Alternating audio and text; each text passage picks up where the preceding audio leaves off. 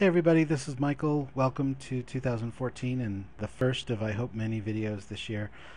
Showing some tips and techniques in Photoshop that I use to make my imagery, and hopefully some of it will be useful to you or meaningful to how you do things. This one's going to cover how to get rid of stuff in your shot that's showing, and also expanding a small area into a much larger vista. I tend to work in square format imagery wise, but my camera shoots in rectangles, so I have to either crop into a square or I take my rectangle and expand it into a larger square, which is what I'm going to do here. And to do that, I'm going to go to Image and Canvas Size, and you can see the dimensions right there. The height is obviously larger than the width, and I'm going to even that out by taking the width to the same dimensions as the height. And we've created blank spaces that need to be filled in. And I also want to get rid of those lights in the ceiling, obviously, and create a nice even background so I can start adding layers in. So to do that, I'm going to use the rectangular marquee tool and the move tool. I'm going to do this 3 times, so hopefully by the 3rd time it'll make some sense. I'm going to go a little quickly so I can cram as much in as I can. Taking my rectangular marquee tool, I'm going to go right to the edge of the visible image and take a nice portion of it like that. I'm going to switch to my move tool, and if your transform controls are not showing, the handles here and here, you can switch this on and off up here with show transform controls. And I'm just going to drag this until the light just goes out of the frame. I'm going to hit return and Command D to deselect the area. And I'm going to do this to the right and to the top. Switch to the move tool.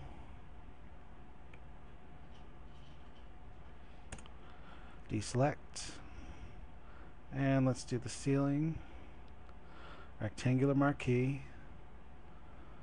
And the move tool.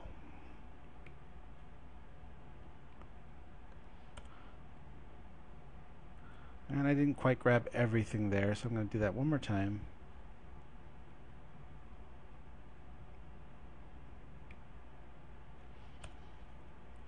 Okay, now I have quite a large square. I'm just going to reduce the size for the purposes of this video, just to make it a little more workable. Okay.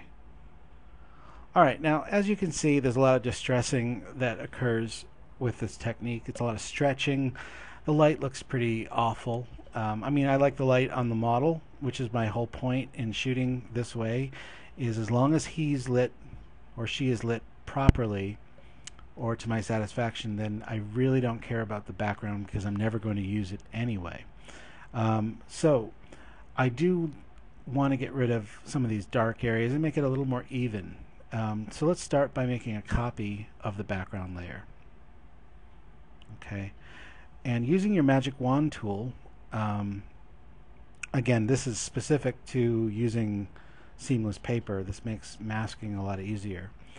If I use my magic wand tool at a tolerance of about 12 and hold my shift button down and just keep clicking and selecting all the gray, I should get a pretty clean mask that obviously will need refinements that I'm not going to cover in this video because it's like watching paint dry. It's pretty slow work and it's meticulous, but we'll get a pretty decent mask out of this shot, I'm pretty sure.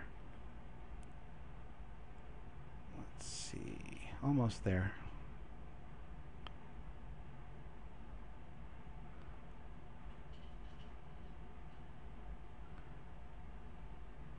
Now if I had a larger space and I could light it more evenly, some of this would not be necessary, but we work with what you have.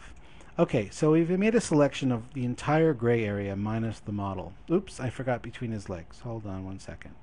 There we go. Okay, and I am going to just add a layer mask on this copy.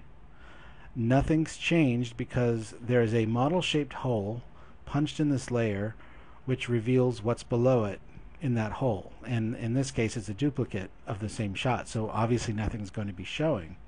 So between the background layer and the copy that we made, I'm going to add a new layer,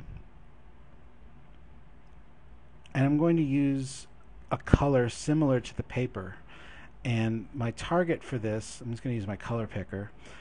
My target for this is usually around the model's head. Hairlines are really tough to mask out, so the closer match that you can get with this technique, the better. So if you select the gray closest to the hairline, which doesn't matter in this shot because he's wearing a hat, but let me just select that area.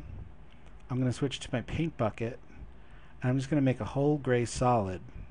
And as you can see here in the layer palette, there is a copy of the original laying on top of a gray solid, and the reason it looks like this is because the model shaped hole is showing what's below it, which is a gray solid.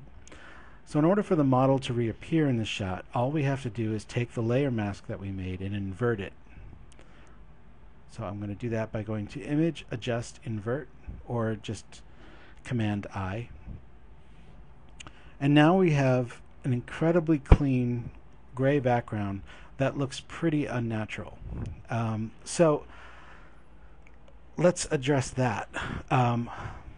What we want is we want some of the shadows back that were falling on the gray paper originally, and we can have our cake and eat it too by adding a layer mask to the gray solid. Now remember, black creates a hole or a blank space that shows what's underneath it. So we're going to paint out the floor on our gray solid to reveal what was underneath, in this case the original shot.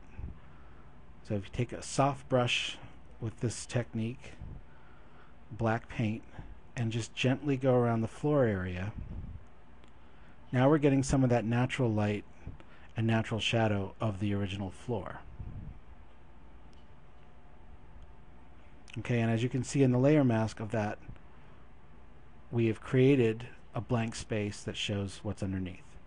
So once I have a layer mask that is approximately the model's shape, I can now add any layer I want behind him, in front of him, whatever I want. And I'll show you that with a couple layers. I'm just going to quickly add some layers from another shot into this one. Now here's a floor, or a floor texture. Now let's see. If I'm using a transfer mode that's light or opaque, like hard light, soft light, overlay, the gray shadows will still be there from the original shot, which adds some realism to it. But obviously the floor is going right through the model. So to remedy this, all we have to do is make a copy of the mask work that we've already done. So if you go to your layer mask on the copy of the original shot and hold your Command or Control, I think for PC, down and click once, switch to your floor layer, add layer mask.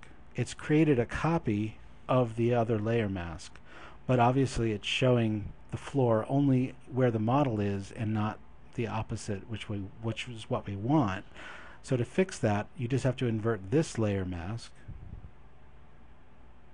and now the floor is showing behind the model and he's naturally on top of it. So let's just do this one more time with a sky. I'll just throw a sky in from another shot, and let's just move it in position. Well, that's pretty good. Okay, and the same thing. Now we have a workable layer mask on the floor layer that we can copy for the sky layer. So select the layer mask of the floor, hold Command or Control down, click once, switch to the sky layer and add layer mask. Now it's created a duplicate layer mask and the sky is behind the model, nice and clean. And now you can start to build things in. You can add a city in front of him. You can add trees in and around him. And here's a very cool technique. Let's say I don't like the position of the floor and I want to move it down a little bit. Well, as you can see, that's going to mess up the layer mask as well. So you don't want to do that.